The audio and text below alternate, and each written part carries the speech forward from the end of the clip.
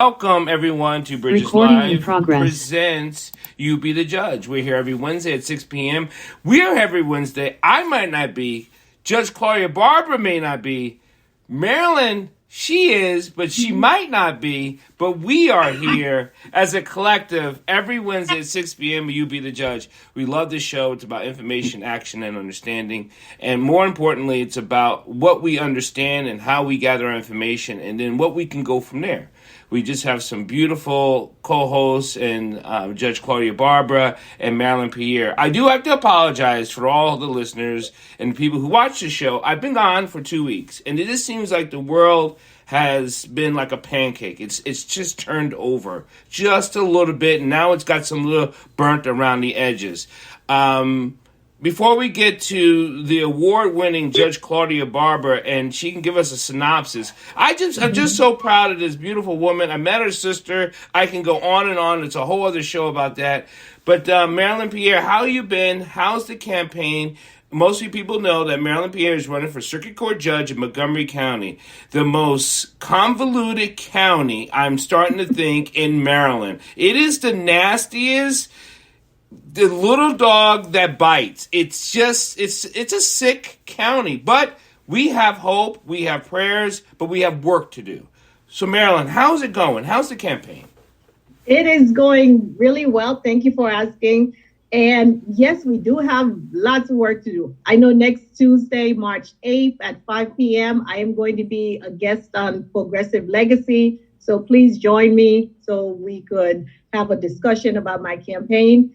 And then next Tuesday as well, after I do the 5 p.m. Progressive Legacy interview, at 7:30, I am going to be attending the Montgomery County Democratic Central Committee meeting because the other candidates are trying to get the Montgomery County Democratic Central Committee to endorse them, even though they are full Hogan appointees. So...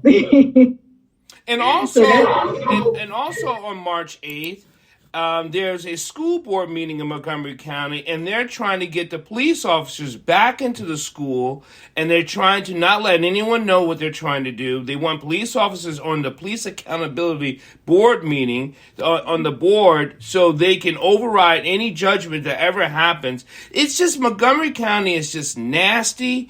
And they are sneaky, and it's still the gatekeepers are holding the gate and the keys. Yes, that is so true. That's so true. That's why we're so happy that we have a co-host who is an award-winning person who could tell us what to do to to pick that lock, to push that door open, to do what we need to do to get in there. So, well, the Police Accountability Board is still an issue in Anne Arundel County too, and there were protesters actually at our award event last week to address that, to protest that very issue. Oh, really? Yeah. Tell us more.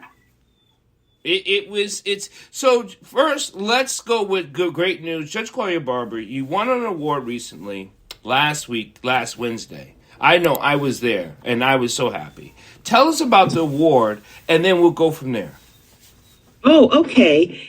This was actually a presentation by the county executive and the Caucus of African American Leaders. And the name of the awards program, Few of the Many, the men that received awards received Elijah Cummings Awards, and the women that received awards received the Sojourner Truth Awards. And I was thrilled at the opportunity and the nomination and the actual award, receiving the award with many of the county council members there.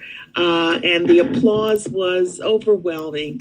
And it was very, very uplifting, if you will, to be honored in such a magnanimous way by the county and county council and the caucus, because, the work that we do oftentimes there's a sacrifice piece to it. Whenever you're trying to get into good trouble, just as the late Congress John Lewis did, there are sacrifices that are made.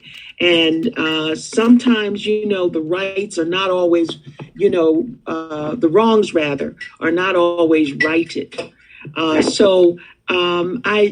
was thrilled that the opportunity to be nominated and to actually receive the award. And, I'm also grateful to be a part of this program because there have been so many things and events going on. And I know you want to take it over, and I want you to take it over because there's been the nomination of the Honorable Judge Kendaji Brown Jackson for a U.S. Associate Judge on the U.S. Supreme Court. And the State of the Union address, I listened to it mostly in its entirety. And I also have been watching closely the invasion of Ukraine. And I will say this before I give it back to you, and that is oftentimes the actions of Vladimir Putin often remind me of how untruthful things have happened in this United States of America when it comes to compliance with the 14th Amendment for all people. You don't need all these laws to restate this, that, and the other if you got the 14th Amendment that guarantees equal protection of the laws. And it's upsetting that you have to have a police accountability board and all of that. Well, what happened to the 14th Amendment? Well, Judge Claudia Barber, I've been saying this for several weeks now. I believe that they're attacking the 13th, the 14th, and the 15th. They've been attacking the 13th for a while. So, and once the 13th is gone, the 14th falls. The 14th has no standing ground after the 13th. And they've been attacking and eroding it state by state, little by little. And once it gets done, it's done. It will not come back. Yes. And it's awful that our Constitution cannot stand on its own 2 feet. And the fact that you need a 13th Amendment, you need a 14th Amendment. To guarantee equal protection under the laws and to abolish slavery and the slavery strongholds. There's been so many events that have been happening, including the invasion of Ukraine and how that has really captured the entire world. I don't believe that Vladimir Putin is going to come out of this at all on the winning side at all. I just don't see it. I really don't. You want to hear my little synopsis on this Russian-Ukraine? I try to put politics simple for people. When Russia and the Ukraine, when they broke up like a boyfriend and girlfriend, The male is Russia, the girl is Ukraine. He didn't want... Why do you have to be so binary? Why does one have to be male and one have to be female? Well, because when his partner went to date someone else, Putin was not having it. He was like an abusive mate. He doesn't want anyone else to date you. He doesn't want anyone else to have you. So he was going to interject himself, no matter what in Ukraine's life, and get them back. Whether they date him or not, you just can't go with anyone else. That's a simple way of putting what's going on with Russia and Ukraine. Okay, I get that. But what's very interesting is the political narrative or the false narratives that Putin has been pushing out all along. No, our troops aren't there to invade anything. No, we're not there to invade anything, as the troops just roll right on in. And no, there's no war going on. As you watch on TV, you blew half of a building down. there's no invasion. All this is just, lies. And I'm like, okay. And so the world sees Putin as just a big fat liar. But Judge Claudia Barber, but see, the question I have is, who was he lying to? Because if coming from a military background, the military has eyes on via satellite, right? There is nothing he was doing that he could say that he wasn't, because everyone's watching, right? So who was he lying to?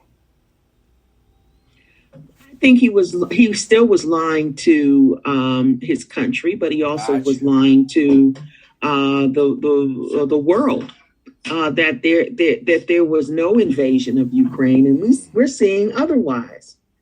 And I'm sitting up here thinking the same way. Well, America has treated us the same way, right, in a lot of ways. Right. You sat there and told us we have equal protection under the laws. Now we're sitting up here arguing over a police accountability board. Right. Right. You're just a Vladimir Putin too. So it's the same playbook being played over and over, and yet if we don't encourage, this is the best word I can put it with, our citizens to start being vigilant on what they're saying and to understand why they're saying it, then it just gets passed by and passed over. Well, I would like to weigh in a little bit. Absolutely. Because I think that Russia feels that the United States has violated a gentleman's agreement that they had in trying to get as close to Ukraine, which is very close to Russia. I think that is what the deal really is, because Russia came out and said, okay, if you go into Ukraine, we're going to go into Nicaragua and we're going to be in your backyard. I think it's a geopolitical squabble that's going on as well as what you both said.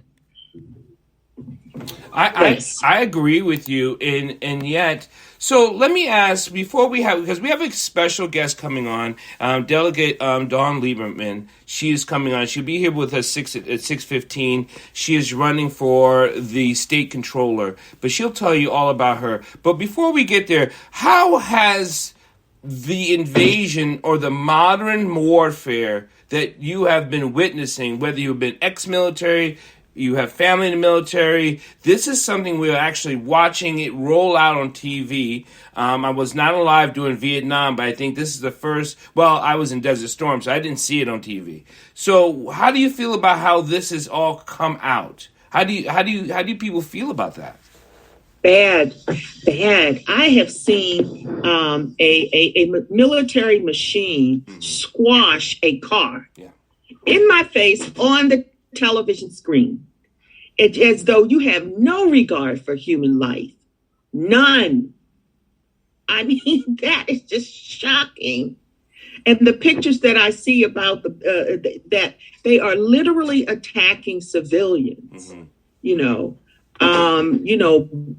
bombing buildings where people live, residential territory. Now, when Obama was in office, he had the most drone strikes in all of presidential history. And that was not shown on TV. And I don't think many people even know about that.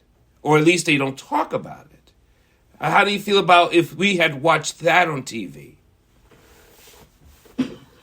Well, that would have been, there were even, there have been times I am aware that the United States have touched on civilian territory, definitely in Afghanistan.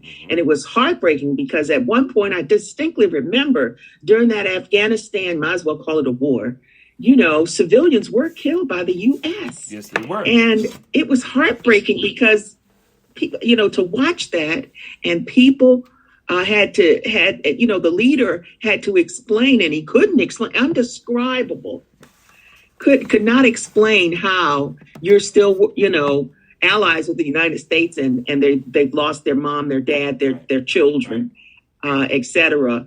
And that's just so crushing. but war is like that. It remains to be seen. We don't even know how this is going to end. Then all of a sudden, they're going to escalate this and say that he has his eyes on nuclear weapons. Yeah, well, again, sorry to cut you off, Judge Claudia, if I did, but that was one of the things that Russia and America had was nuclear weapons, and they were used previously as deterrents, so that no one wanted to annihilate the other one. And now we're in this quest for power where Ukraine wants to join NATO and wants to be in the West. Well, just like I said previously, Putin does not want a bases, because that is what happens when America and when Russia goes around the world. They put bases there. So this is what the deal really is. And as I see the interpretation of what's going on there. And then I wonder, where did COVID all of a sudden go? Because every news outlet is really concentrating on this war. So it's a propaganda play for something, for American sentiment. America win if they go in. But the nuclear weapons was what was keeping all of this at bay for years. So I'm not sure what's you know what I like, Teresa? I like that you're thinking. And this has nothing to be about agreeing or disagreeing. I like that you're thinking. And and if I could just send a sentiment to all the people, all the listeners, I just want you to keep thinking and looking and reading. That's all. Because if you could do that, then you will not be the sheep that gets bitten by the wolf. I do see our special guest, Delegate Brooke Lieberman, did join us. We're going to have her introduce herself. Thank you, Brooke, for coming on. I know you've been super busy because this is the time of year you've been super busy, but let's get right into it. Thank you so much for visiting with us here at You Be the Judge. We're here every Wednesday at 6 p.m. You Be the Judge is hosted by myself, Dr. Paul, Dyer, Marylin, Pierre, running for Circuit Court Judge, and Judge Claudia, Barber. And the rest are just family that comes in. We have a great conversation about information, understanding, and action. Welcome, Delegate Brooke Lieberman. Thank you so much for having me. It's great to see all of you. Marylin, great to see you. Claudia, great to see you. Dr. Dyer, wonderful to see you all. I'm Brooke Lieberman, and you're right, it is a little busy because I'm actually a state delegate, and we just finished hearings about 10 minutes ago. So I took a quick break, grabbed some water, and hopped on. And so I serve in the Maryland House of Delegates. I represent part of Baltimore City, District 46. And I am also an attorney. I'm a civil rights and disability rights attorney. I work at a firm called Brown, Goldstein, and Levy. And I'm excited to be running to be Maryland's next state comptroller. Really looking forward to tonight, and thanks for having me on, and happy to chat and share some perspectives and share what on earth a comptroller is, or whatever works for you. Thanks. Well, I got to tell you, before we have any questions and you want to tell us what comptroller is, when we've been talking about having you on for several weeks, right? And most of the people who are visiting our show, there's a back end to this between Marylin and Claudia are like, who's coming on the show. Now, I don't know how many FBI agents, I don't know who you know in the government. I've been followed for the last month and a half. Your dad I did not know your dad was in politics for a long time. Maybe because I'm a new Marylander, that I was being followed for the last 2 weeks. And so so kudos to you about who you know and how important you are. So thank you. I don't know about that. I'm just working really hard. Yes, but yeah, I definitely come from a family that really believes in the power of public service to make a difference in people's lives. And so my father was worked for Steny Hoyer, and at one point was chair of the Maryland Democratic Party, and sort of passed on his belief in public service to us. So my brother, Kyle, worked in the Obama administration. My two younger brothers, my brother Kyle worked in the Obama administration. My other brother, Trent, works for CASA de Maryland. So we all try to be very involved and make a positive difference in our own way. Now that makes sense while it's being followed. I get it, right? So, Brooke, let us know, one, why you going from being a delegate, doing the work you are doing, and then going into the comptroller. I'm going to always believe that people don't know what a comptroller does or have. So first explain that transition, and then we'll go from there. Sure. Thanks for that great question. So, I have loved representing Baltimore in the House of Delegates. I've served on the Appropriations Committee, helping oversee our state's, $50 billion plus budget. I chair the Joint Committee on Pensions, $70 billion of investments for almost 415,000 state retirees. And I've loved being an attorney. I really love digging in deep in my communities, working with our schools, I've helped start a community development corporation and more. And so I've really come to understand just how uniquely situated the comptroller is to make a difference on income-based issues and to really help change the trajectory of the state for the good, right? To make sure we're tackling some of the economic challenges that we see working families dealing with every day, especially through the pandemic. So there is an open seat for the first time since 1998 for comptroller, right? It's been a long time. So I'm really excited to bring a new and bold vision for how that office can work and serve Marylanders and really be a people's advocate. You all I learned from my legal training, like how to be an advocate for people, how to lift their voices up. And so I'm excited to bring that perspective and work ethic and the knowledge I've learned to the comptroller's office. But what is a comptroller? Great question. We even made a cartoon that's on my website called "What Does a Comptroller Do?" That we share with people because it's even a tough word to say, right? So 3 things to keep in mind about the comptroller's office. First and foremost, the comptroller is one of only 3 independently elected statewide officials we have in Maryland. So we've got the governor, the attorney general, and the comptroller. And the comptroller, that statewide voice, it's just so important that we have somebody who understands how that role can uplift communities, can help us tackle the racial wealth divide, can help prepare us for climate change, right? Can really be using the money that's coming from the federal government more to really uplift our communities, families, and our small businesses who have been really hurting through the pandemic. So statewide voice, so important. Number 2, the comptroller sits on a number of very important state boards, including 2, the State Retirement and Pension Board and the Board of Public Works. So the State Retirement and Pension Board, like I mentioned, I chair the Joint Committee on Pensions. I have a lot of understanding of how it works, the good, the bad, the ugly. We're doing well, but there's more that we can be doing to make sure that our investments for our retirees are sound and that we're investing in line with our values and being good fiduciaries. And the Board of Public Works, so this is the most important administrative body in the state of Maryland. It's 3 people, the governor, the treasurer, and the comptroller. Right. And it really holds the power of the purse in Maryland, right? It is responsible for approving or denying every major contract, right? Whether it's building a new school or buying new buses or, a new online system to run Medicaid, or even something like approving payments to wrongfully convicted individuals, right? That all goes through the Board of Public Works. I am so excited to be able to be the people's advocate on the Board of Public Works. There's just so much that we need to be doing, digging into the issues, understanding how the contracts we do can actually uplift Maryland businesses, right? Keeping our money local so that we're building generational wealth here in the state. So that's something I'm really looking forward to. And then finally, the third role of the comptroller. I'm sorry to remind all of you and your listeners that I'm running to be the next tax collector.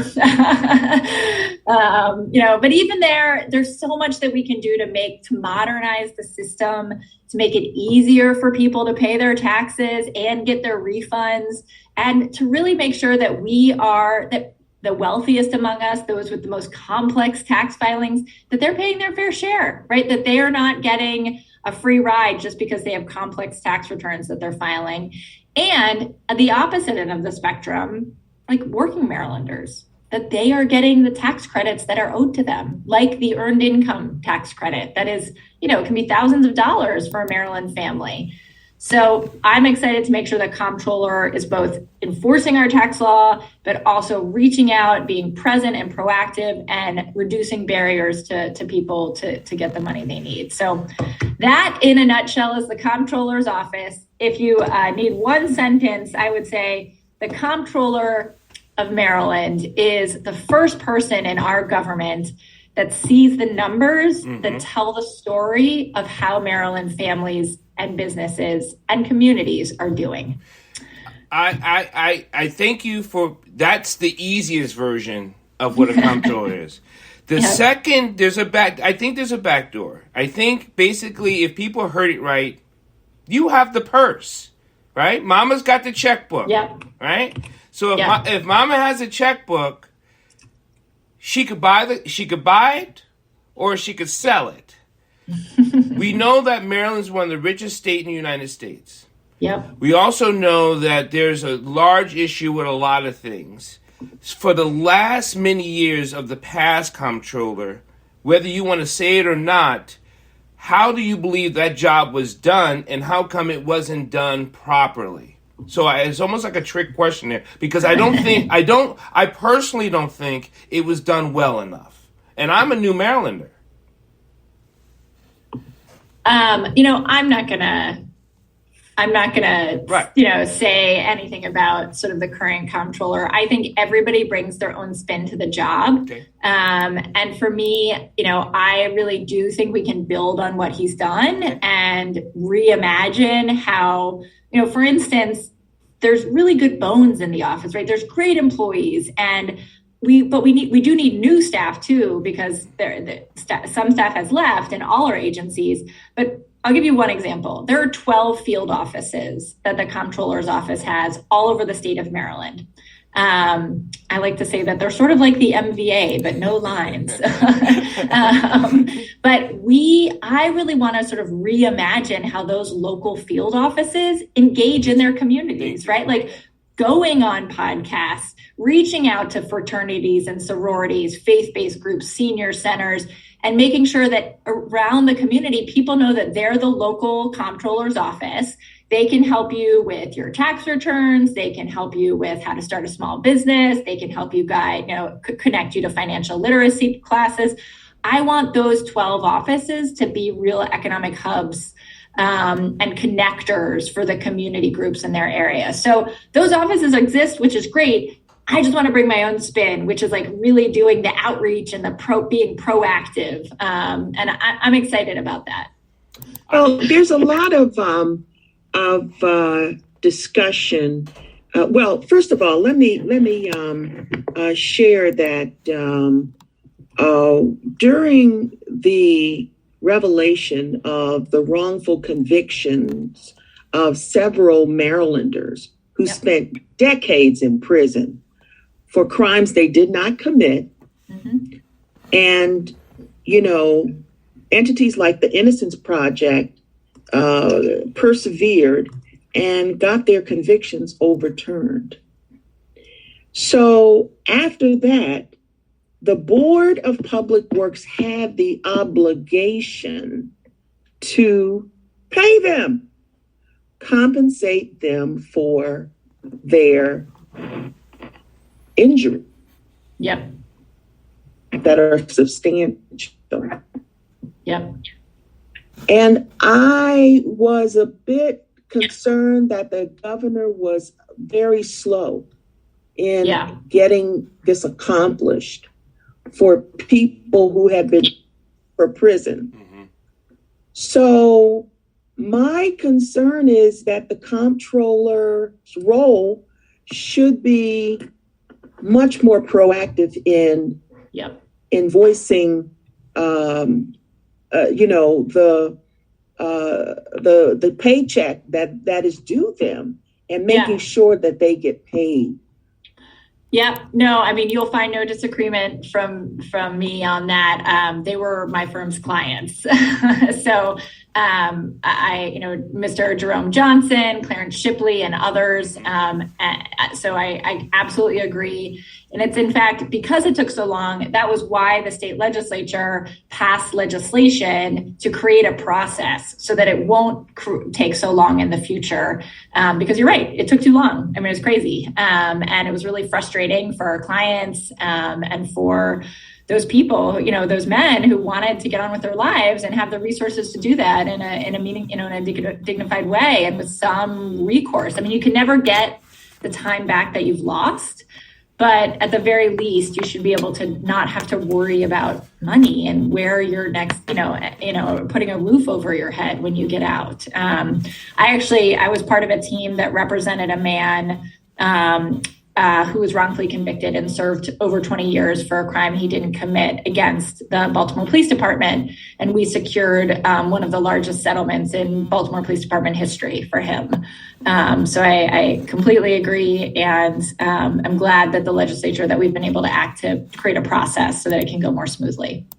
Well, yes. And I think that the other concern is that you're right, that there's just no big dollar amount you could really put on somebody who's lost a whole lot of opportunity. The opportunity to go to medical school, law school, engineering school, PhD programs, etc. All of that was wiped out from under them in a prison for a crime they did not commit. And they had no opportunity to share with their loved ones, if someone died, if there were funerals to go to, etc. We don't even know if they made those funerals to their closest relatives. And just getting back on track. But, that kind of segues me into another topic, which is how to tackle the racial wealth divide. Hold on, Claudia. Before we let Brooke, I know our senior Will wants to, he's the oldest one of the bunch. That's why you call senior Will. He's got a question. Will, go ahead. You're on mute, Will. We'll get this zoomed down. Did you get it? Will? It's coming. I know it. Feel it. It's a button coming. Still not there. Hold on. Let's see if I can help out here from here.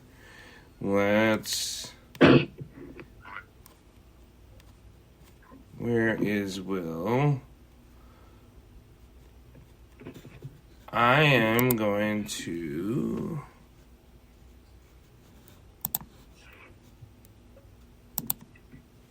There, I think I just asked you to unmute, and I think you just got to hit that button.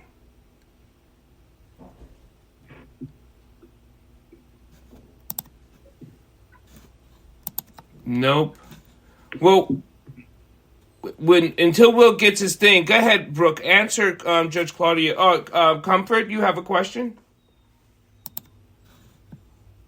I really do. Go ahead. How you all doing? Good. Thank you, Comfort. All right. My question is to the anyone on the panel. How can you help the underserved minority to advance on their retirement, savings, housing, and legacies? We know the minority has been, greatly affected by this COVID-19. I believe over 1 million lives lost in the United States so far, and by mostly minority. And then, I really appreciate what you're doing, collecting taxes for, two things are inevitable in life: death and taxes. We're all indebted to it.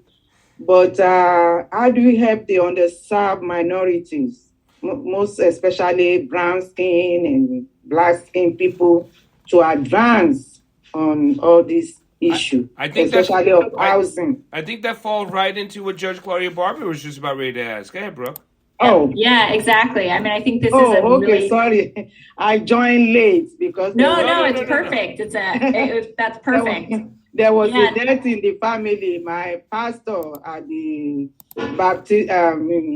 Macedonia Baptist Church, Reverend Dr. King, passed away. So we're having some meetings. So I didn't know you already asked the question.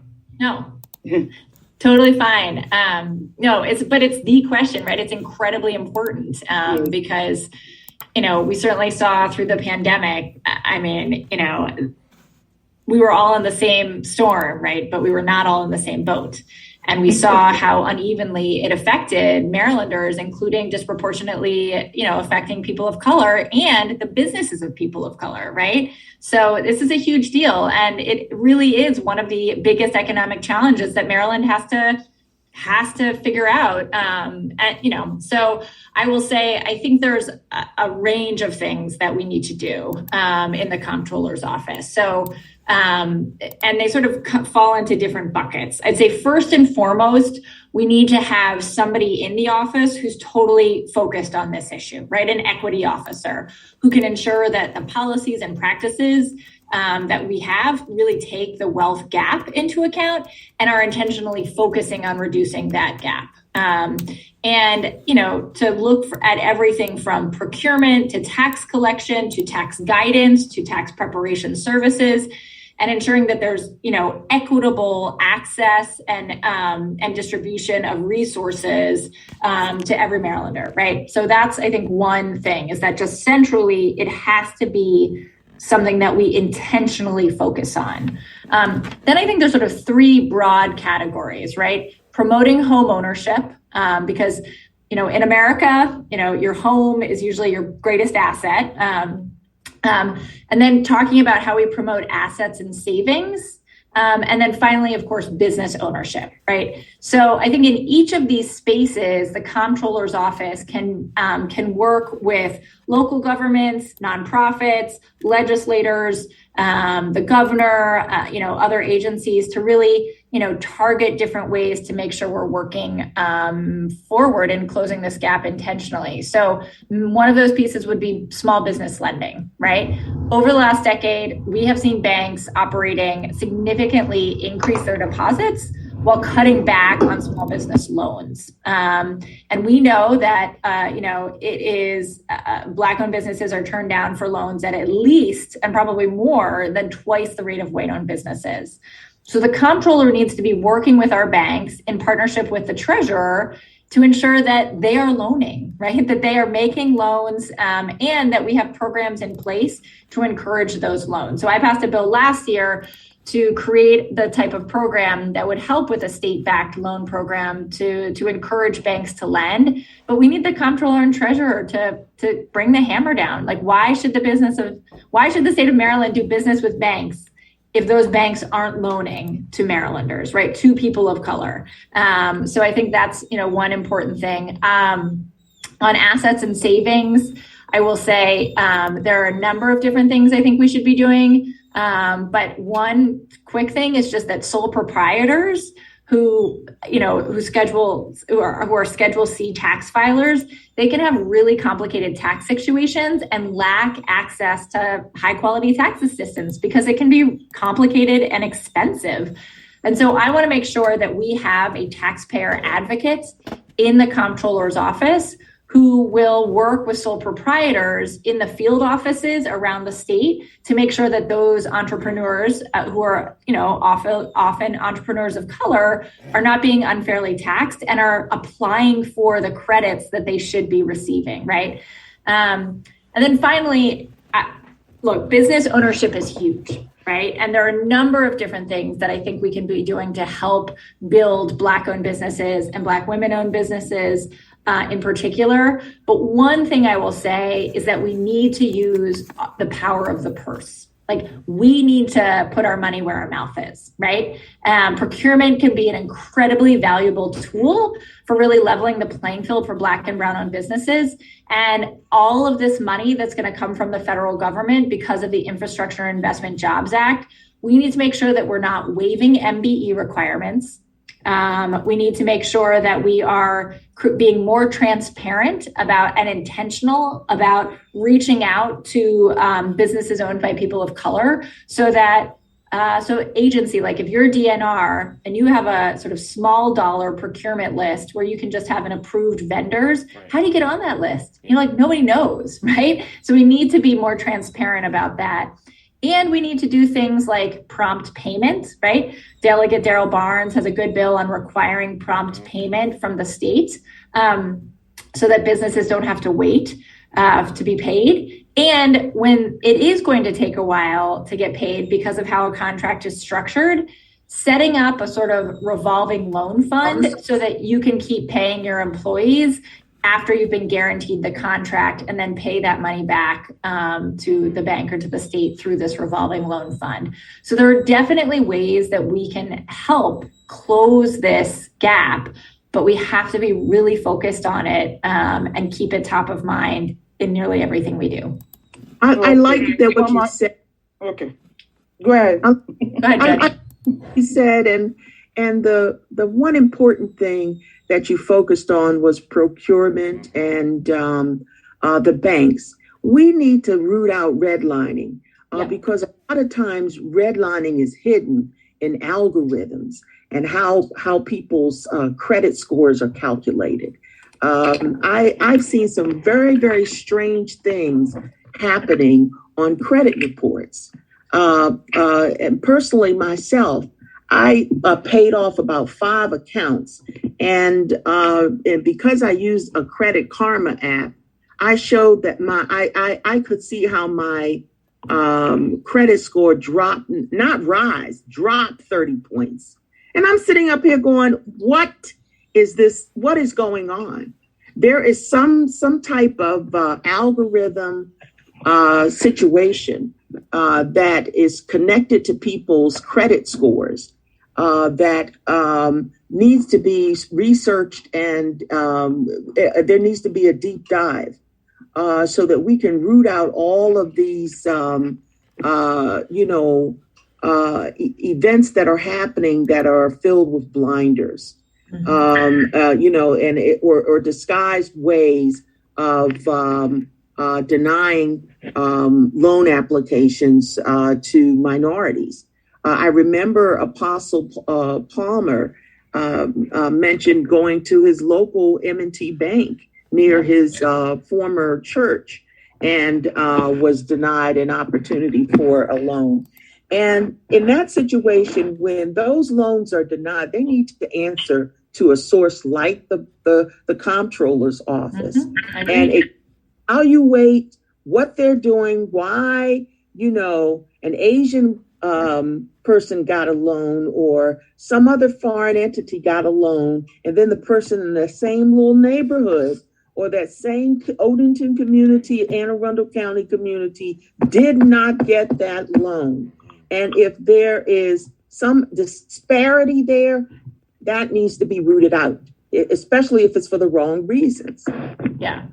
Yeah, no, I absolutely agree that it's a huge issue. I do think that state programs can help. And I do think that having the comptroller and the treasurer bring a very watchful eye to this situation can help as well. And so I totally agree with everything. Yeah, no, totally agree. Will, I see you navigated your mute button. Hold on, Bernadette. Okay. Will had a question earlier. Go ahead, Will. Did your father, by any chance, run against Connie Marilla in congressional aid? He did. He ran for Congress in 2000. He lost, but he did run for Congress in 2000, quite a while ago. And it's funny. Yeah, he ran against Connie Marilla and he lost. And just last fall, I had the opportunity to moderate a discussion with Connie Marilla and Barber Mikulski, which was a lot of fun. So good memory, sir. Yeah, Will, Bernadette, go ahead, please.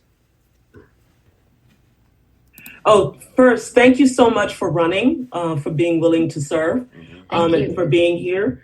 I have two questions. One is about whether it's in your purview to address the streamlining of the way we pay taxes, simplifying paying taxes. So that's one issue. And then the second issue is how public schools are funded. So what, the role of property taxes, how the policy issues with which the comptroller would deal regarding property taxes and the use of taxes to fund Maryland's public schools. Great question. So do you know about the blueprint for Maryland's future? No, I don't. Okay, so I'm going to start there. Schools and the blueprint. So 2 years ago, the General Assembly passed sort of once in a generation school funding and education overhaul legislation called the Blueprint for Maryland's Future. And this bill is focused on equitably funding our schools, giving our educators raises, expanding pre-K, providing more community schools, creating more community schools, which are basically like, social workers who are doing great work in schools, and expanding career tech ed and career options. So the Blueprint for Maryland's Future is a huge bill that took, the better part of 6 years to put together. There was a huge commission called the Kirwan Commission that went all over the state talking to people and meeting with schools and meeting with parents and educators and students. And then they put together the legislation. We passed the legislation, the governor vetoed the legislation, and then last year we overrode the governor's veto in 2021, so now it is in place. So that legislation will bring additional funding to school districts that have been frankly underfunded for like the last decade, including Baltimore City Public Schools and Prince George's County Public Schools. There was another bill that we passed along with that called the Built to Learn Act. And the Built to Learn Act provides additional capital funding for school districts. So, I'm a graduate of Montgomery County Public Schools. They are growing quickly and they need more money for school construction. Where, in Baltimore, our student population is pretty steady, like it's just sort of staying about the same, but we have really old buildings, so we need money for school construction. So we passed a legislation to provide every county money for school construction. So those are two huge education bills that we passed recently. And as the next comptroller, I will be very focused on ensuring that, because I worked so hard on the blueprint for so many years, I'm very invested in ensuring that it is rolled out faithfully. There's accountability and transparency, and that money is reaching the kids who need it. So that was, I hope that helps answer your question on education. The first question you asked was about whether it's in the comptroller's ambit to make it easier to pay taxes, and 100%.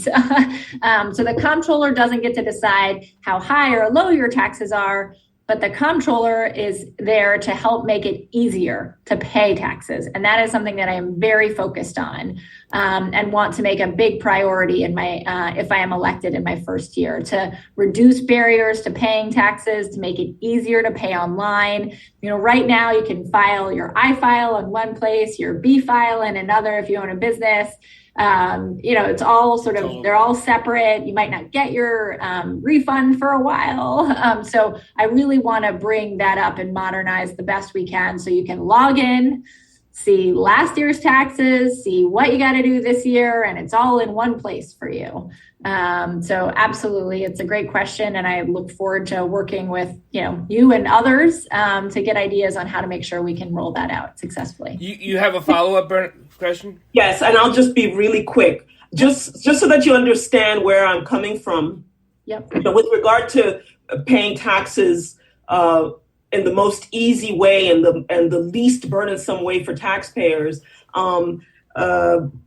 that's been a pet peeve of mine for so many years. I feel as though policy is made for tax preparers, that the tax codes are made very burdensome, and that there's a lobby out there of tax preparers who are making money off of consumers, off of taxpayers. And we have many models around the world of countries that literally just send a bill to taxpayers. If you agree with the bill, you pay online. If you disagree with the bill, you file a short return, and you can do it online. And I think that the government gets so much information from us that we should be following those types of models. I would hope at the federal level, but also in Maryland. And just quickly on the property taxes part, the reason why I bring that up, I have a home in the wealthiest part of Maryland with kids who didn't go to the public schools. They didn't go to private schools. But I really have a stake in our state educating our children equitably throughout this state. And I think it is a fundamental civil rights issue that schools are funded through property taxes. And I think that we should be, for us to, in my view, be the best that we can be, we need to find various ways to equitably fund schools outside of this paradigm of just relying on property taxes. So that's just I totally agree with you, but I will say it's not just your property taxes funding your schools, right? There's also, like, I don't know where you live. I'm just saying, speaking broadly. I'm in Montgomery County. Yeah, but I'm saying, like, in Baltimore City, we pay the highest property taxes in the state, but we still don't, have enough to fund the needs of our schools. Right? So that's why we passed the blueprint. Yes. So the funding formula accounts for that. So we get additional money from the state to help fund our schools. It's not just on us, right? So and I definitely check out the blueprint and check out an organization called Strong Schools Maryland.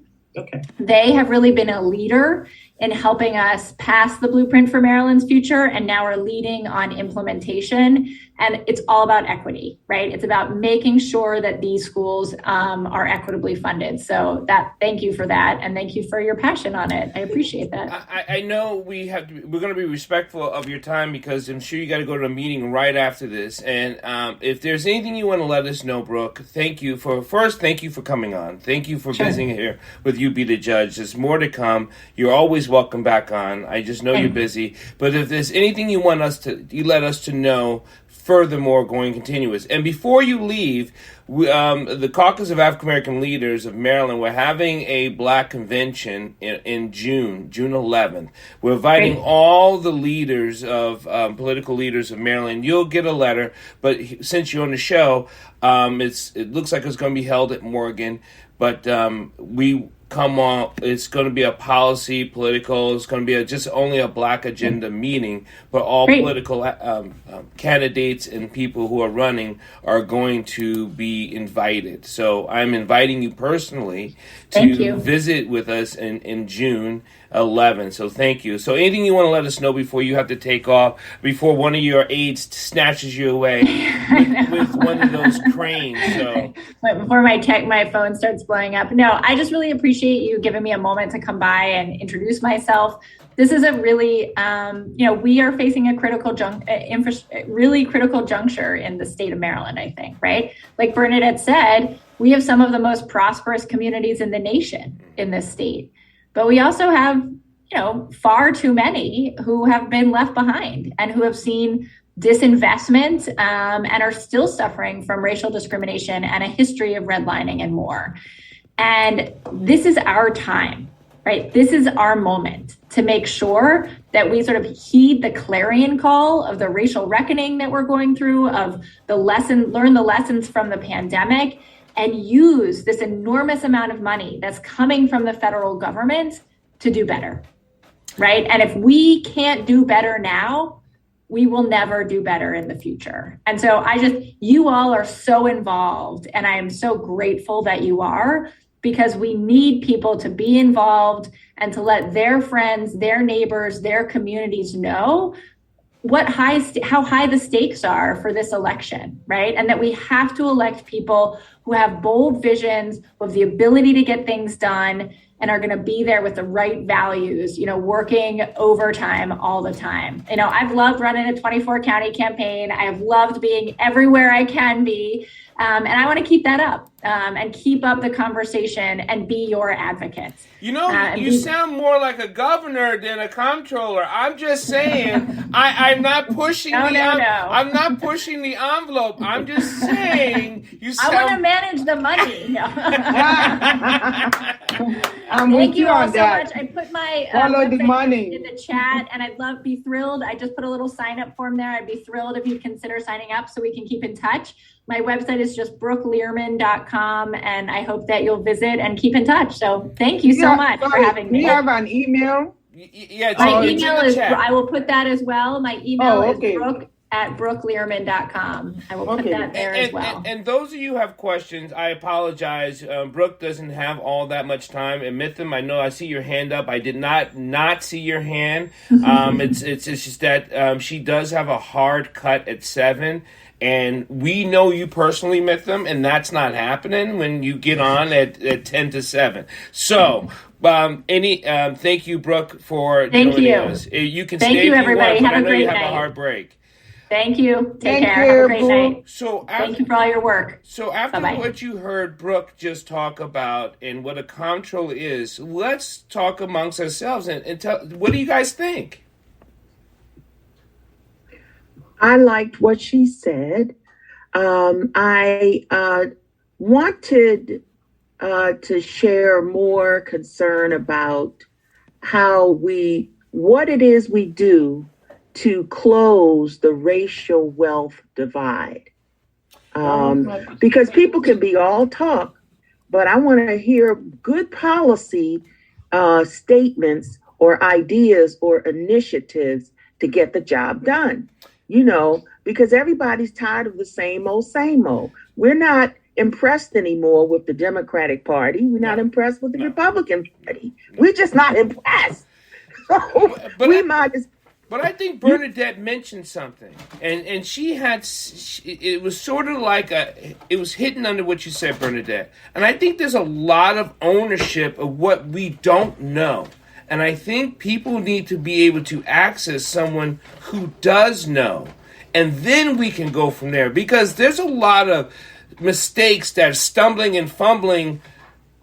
There should be anyone on this show who listens to this show, there's no stumbling and fumbling. Reach out and ask someone, how can I? That's all you got to do. And what do I need to do? And then we go from there. I don't think we ask each other enough questions.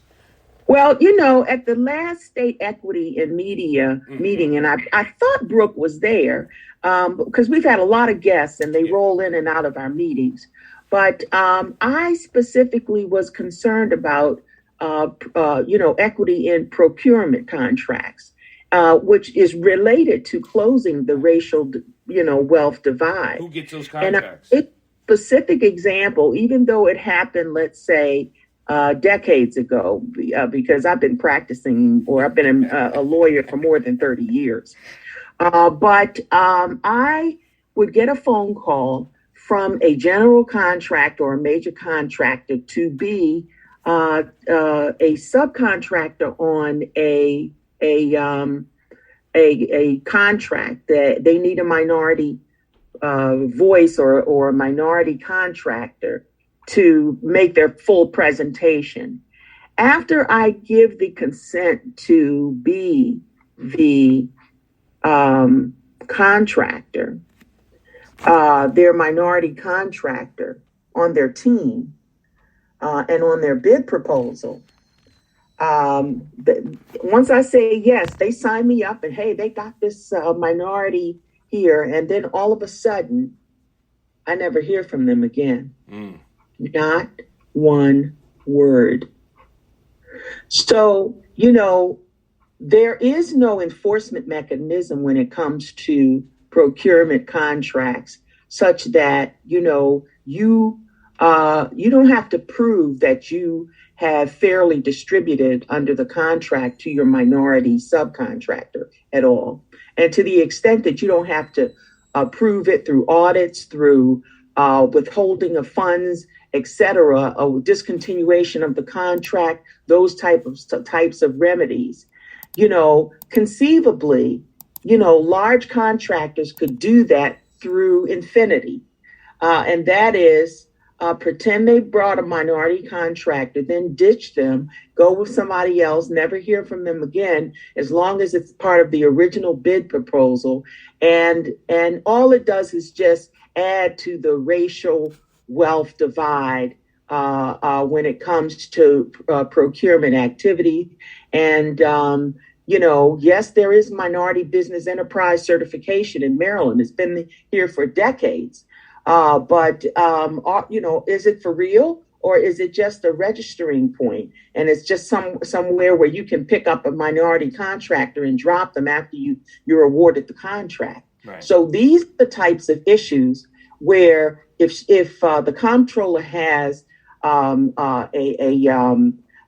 office where there's an active equity officer that's going around conducting audits in procurement, then